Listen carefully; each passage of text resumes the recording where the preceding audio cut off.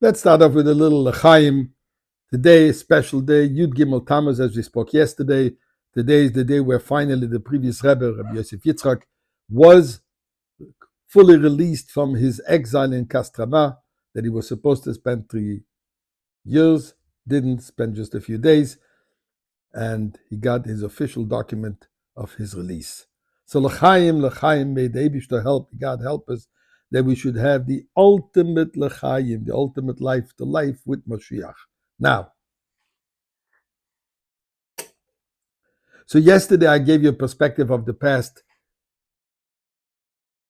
what it meant in the time of the Frierdiker Rebbe, his arrest and his release. I want to give you a present, or close present perspective about what Yud Beis Yud Gimel Tammuz represents. But before this, let us thank God for all the miracles and begging Him for the ultimate miracle, Mashiach.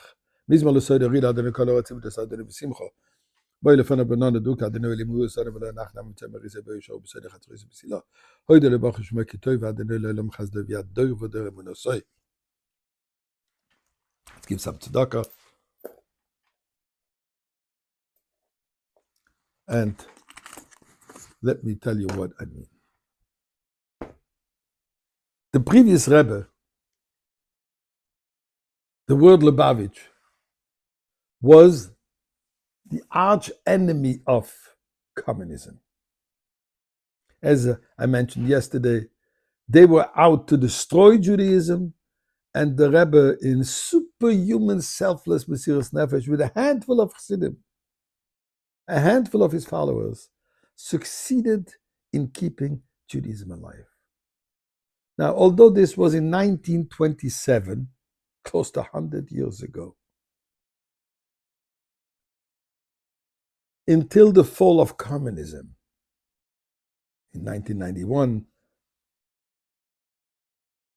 the word Lubavitch was their enemy. And I'll share with you a personal experience. The Rebbe had an organization called Ezras Achim that would, under the radar, keep contact with the Russian Jews behind the Iron Curtain, send them religious items, financial support, whatever they needed. He always found a way how to get it in there. And this organization was called Ezras Achim, meaning Ezra's help to our brothers. One day I get a phone call, am I willing to travel to Russia? It was in 1987, before Glasnost, before Perestroika, when communism was still in its heyday. Oppressive boot, specifically against the Jewish people, specifically against the religious Jewish people.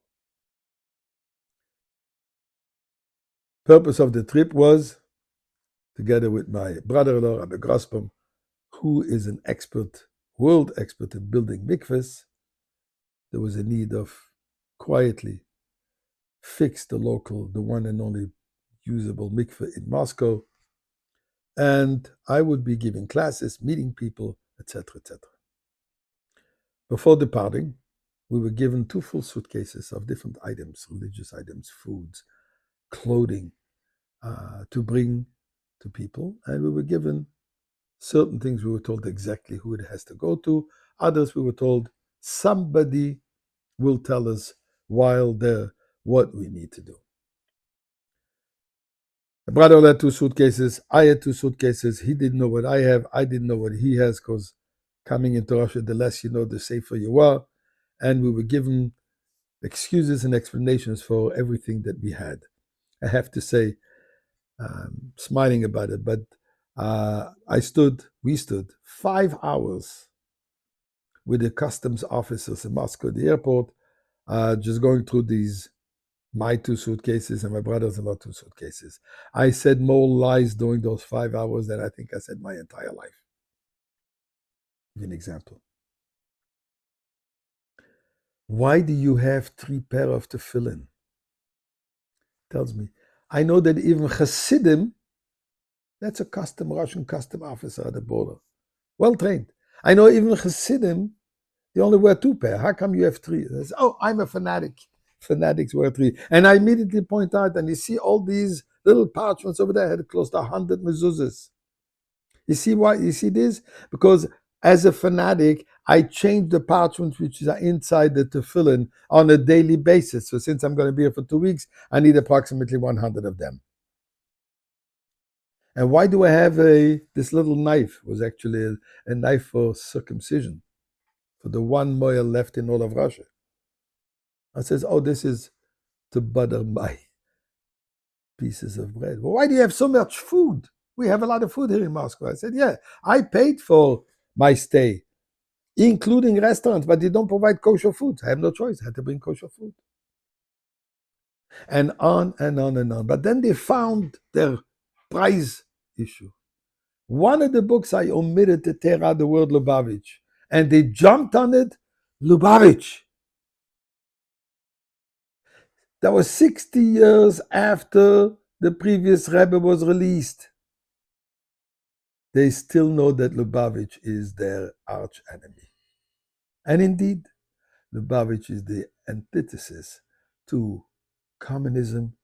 It is the force of Judaism, and it is the force of ultimate liberation, God willing, today with Mashiach.